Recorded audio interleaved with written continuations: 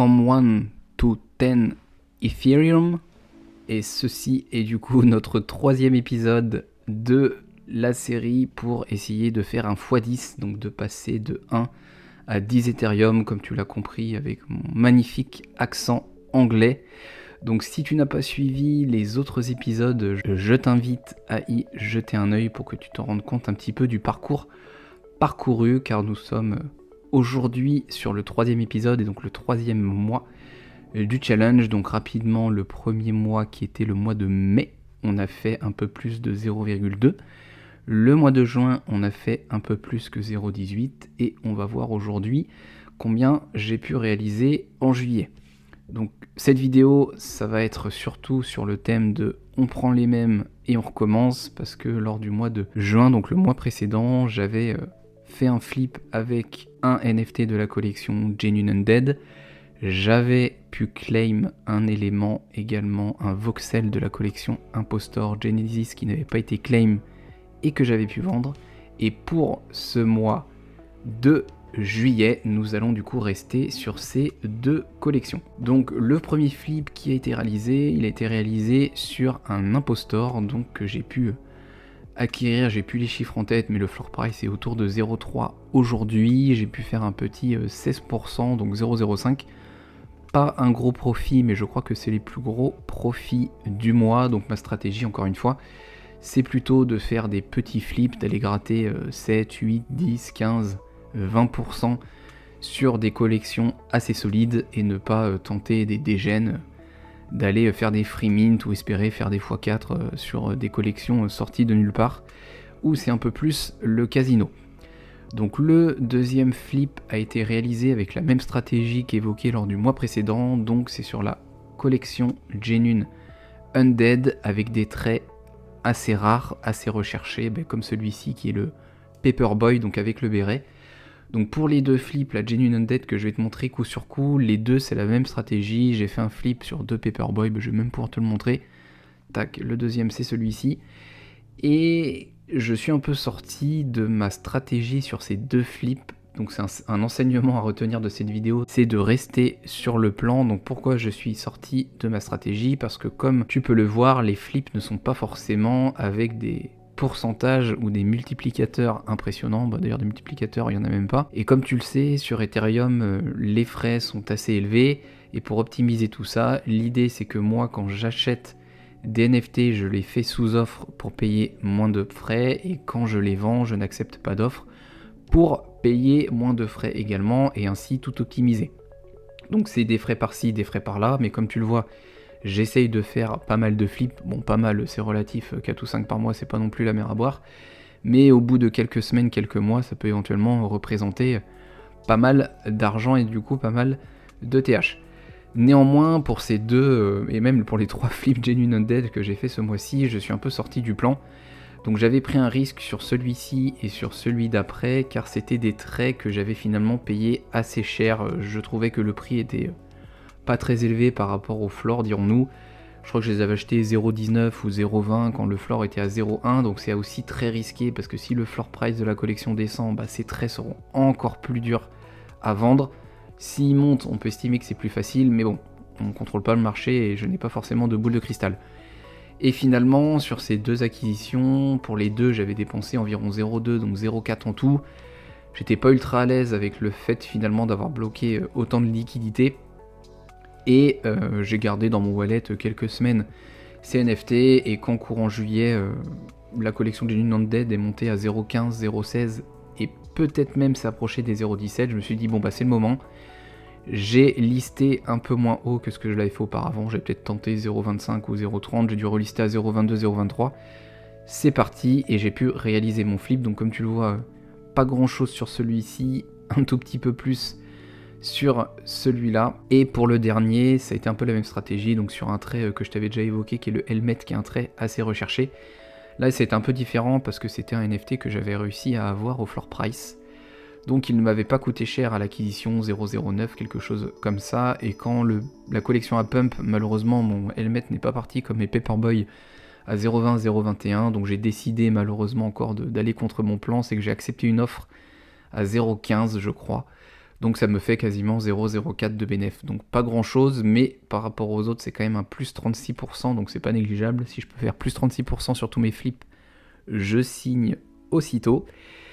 Et ça nous amène du coup au dernier flip sur l'impostor, sachant que les précédents sur le Genie Undead, je les ai fait un peu tout seul.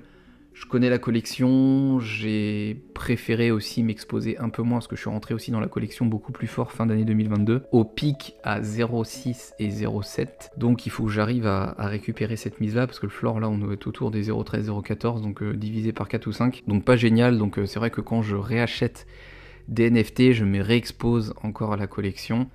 Donc là en l'occurrence, Impostor, je m'y expose un peu moins. J'ai pu faire un flip aussi, assez rapide. Pourquoi ? Parce que malheureusement, il y a un des wallets, je crois, de la team qui s'est fait hacker d'Impostor. Et du coup, en fait, j'ai acheté un NFT volé, tout simplement. Donc le floor est tombé de 0,30, 0,35 à 0,23, 0,24. Celui-ci, j'ai réussi à l'avoir à 0,25. Et je l'ai vendu à 0,30 et ça me fait un bénéfice de 0,035. Donc tu le vois que même en achetant en offre à 0,25 et en vendant au prix à 0,30, en fait on a notre marge qui est quand même bien entachée par les frais, donc que ce soit les frais de la blockchain ou les royalties et les frais de la plateforme. J'utilise aujourd'hui Blur pour farmer le potentiel airdrop et gagner quelques points. Donc on a fait un peu plus de flips parce qu'on en a fait 5 contre 4 le mois précédent, même pas, on en a fait 3 le mois précédent, enfin on en a vraiment fait 2 en fait le mois précédent, plus un claim avec le voxel et la DAO Apecoin, donc là on a vraiment fait 5 flips, donc c'était un peu plus animé que les semaines précédentes. Donc 5 flips qui m'amènent à 0,1588, donc quasiment 0,16. Donc on avance toujours petit à petit. J'ai décidé aussi de vendre mes Genie Undead parce que l'objectif premier c'est pas non plus de faire un x1,5, x2, x3, l'objectif premier c'est d'atteindre les 10 ETH, donc quand on peut prendre ses profits, il faut les prendre. Je l'ai trop entendu de la part de personnes qui avaient vécu un précédent bull run, donc là je m'y attelle et je fais pas de bêtises. Vraiment, je prends mes profits. Bon, malheureusement, du coup, sur notre courbe, on voit que mes résultats par rapport à la ligne d'objectif, qui est encore une fois très optimiste, parce que faire un x10 en moins de 6 mois, un peu plus de 6 mois avec le contexte actuel, c'est quand même pas évident. Qui plus est, j'estime être un noob de l'écosystème. Encore une fois, je le répète, la plupart des flips, je les fais parce que je suis dans un alpha qui me dit quoi acheter à quel moment et quand vendre. Pour l'instant, je n'ai aucune perte, même si j'ai dans mon bag des moins-values latentes, mais on va attendre que le marché retrouve des couleurs. Ce serait aussi pas mal que le prix de l'ETH baisse, parce que mécaniquement, la valeur des NFT augmente, et là, l'idée, c'est pas de gagner des euros ou des dollars, c'est de gagner des ETH, parce que j'ai une vision long terme sur le token. Donc on était à 1,39 à la fin du mois de juin, au début du mois de juillet, on est à 1,5546 exactement lorsque j'enregistre cette vidéo le premier jour du mois d'août, donc on devrait normalement être à plus 3-4 ETH, donc on n'y est pas encore.